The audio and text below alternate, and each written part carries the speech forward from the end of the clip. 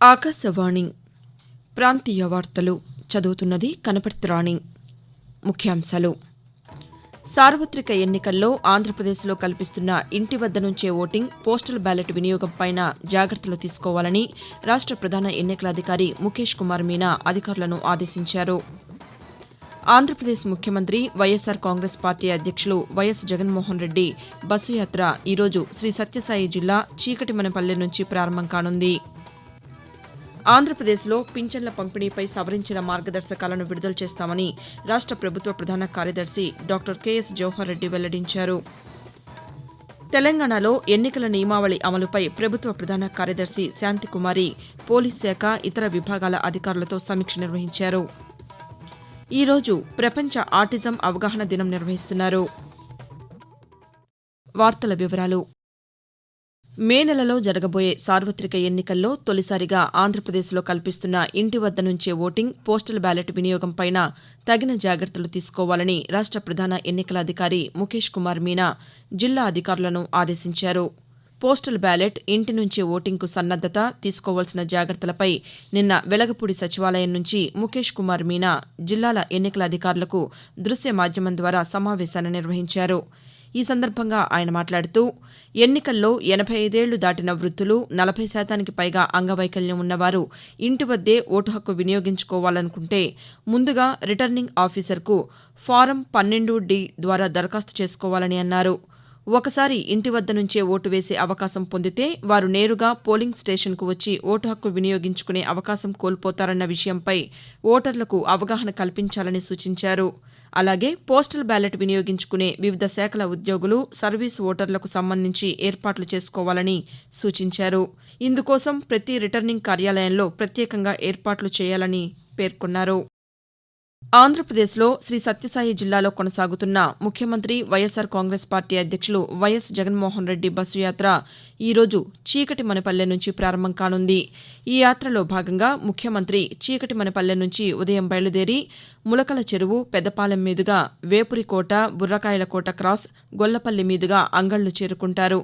అనంతరం సాయంకాలం మదనపల్లె చేరుకుని టిప్పు సుల్తాన్ గ్రౌండ్ దగ్గర బహిరంగ సభలో పాల్గొని ప్రసంగిస్తారు. సభ అనంతరం నిమ్మనపల్లి క్రాస్, బోయకొండ క్రాస్, చౌడేపల్లి, సోమల మీదుగా అమ్మగారిపల్లె శివారులో రాత్రి బసకు చేరుకుంటారని వైసీపీ రాష్ట ప్రధాన కార్యదర్శి తలశిల రఘురాం వెల్లడించారు. ఆంధ్రప్రదేశ్లో పింఛన్ల పంపిణీపై వివిధ జిల్లాల కలెక్టర్లతో రాష్ట ప్రభుత్వ ప్రధాన కార్యదర్శి డాక్టర్ కెఎస్ జవహర్ రెడ్డి దృశ్య మాధ్యమం ద్వారా సమావేశాన్ని నిర్వహించారు. జిల్లాల కలెక్టర్ల అభిప్రాయాలు అడిగి తెలుసుకున్నారు. పింఛన్ల పంపిణీపై సవరించిన మార్గదర్శకాలను జారీ చేస్తామని ఆయన వెల్లడించారు. తెలంగాణలో ఎన్నికల నియమావళి అమలుపై ప్రభుత్వ ప్రధాన కార్యదర్శి శాంతికుమారి పోలీస్ శాఖ, ఇతర విభాగాల అధికారులతో నిన్న సమీక్ష నిర్వహించారు. బేగంపేట, శంషాబాద్ విమానాశ్రయాల్లోనూ తనిఖీలు చేయాలని ఆదేశించారు. రహస్య మార్గాలపై నిఘా పెంచాలని అన్నారు. నగదు, అక్రమ రవాణా తదితర అంశాలపై ఇతర రాష్ట్రాల అధికారులతోనూ సమావేశాలు నిర్వహించాలని అన్నారు.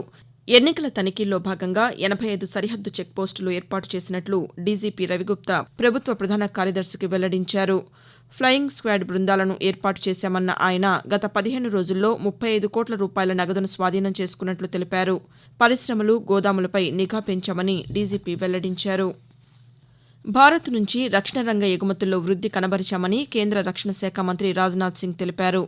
2023-24 ఆర్థిక సంవత్సరంలో 21,083 కోట్ల రూపాయల మేర రక్షణ ఉత్పత్తులు, సాంకేతికతలను విదేశాలకు సరఫరా చేసినట్లు ఆయన వెల్లడించారు. స్వతంత్ర భారత చరిత్రలో ఈ రంగంలో 21,000 కోట్ల మార్కును అధిగమించడం ఇదే తొలిసారి అని సామాజిక మాధ్యమాల వేదికగా రాజ్నాథ్ సింగ్ ప్రకటించారు. గత ఆర్థిక సంవత్సరంతో పోలిస్తే 32.5% వృద్ధి నమోదైందని, కేంద్ర ప్రభుత్వం రక్షణ రంగంలో తయారీ, ఎగుమతులను ప్రోత్సహించేందుకు అనేక కార్యక్రమాలు చేపట్టిందని, ప్రభుత్వ, ప్రైవేటు పరిశ్రమలు ఇటీవల గణనీయమైన పనితీరును కనబరిచాయని రాజ్నాథ్ సింగ్ సామాజిక మాధ్యమంలో పేర్కొన్నారు. ఆంధ్రప్రదేశ్లో మే 13న అసెంబ్లీ, లోక్సభ ఎన్నికలు ఒకే విడతలో జరగనున్న నేపథ్యంలో కేంద్ర ఎన్నికల సంఘం రాష్ట్రానికి 3 ప్రత్యేక పరిశీలకులను నియమించింది. పోలీసులు, సాధారణ ఎన్నికల వ్యయ పరిశీలకులను నియమించింది. ఈ క్రమంలో ఎన్నికల సంఘం ప్రత్యేక పరిశీలకులు రామ్మోహన్ మిశ్రా నిన్న రాత్రి విజయవాడ చేరుకున్నారు. ఆయనకు రాష్ట్ర ఎన్నికల ప్రధానాధికారి ముఖేష్ కుమార్ మీనా స్వాగతం పలికారు. ఆకాశవాణి ప్రాంతీయ వార్తలు వింటున్నారు.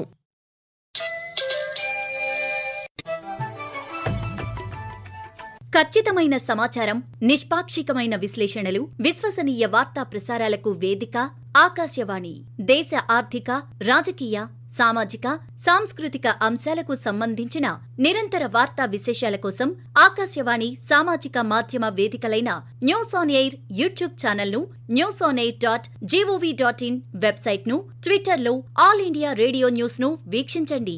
తెలుగు ప్రాంతీయ వార్తా విశేషాల కోసం మీ అభిమాన ఆకాశవాణి న్యూస్ విజయవాడ మరియు Akashvani news Visakhapatnam YouTube channels ను వీక్షించండి.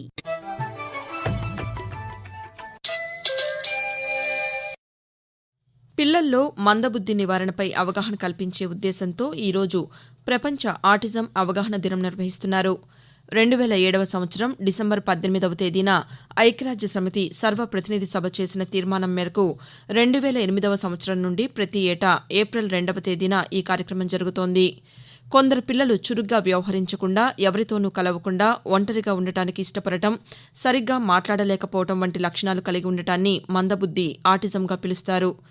తల్లి దగ్గరకు తీసుకుంటున్నప్పటికీ పెద్దగా స్పందించకపోవటం ఆటిజం మరొక లక్షణం.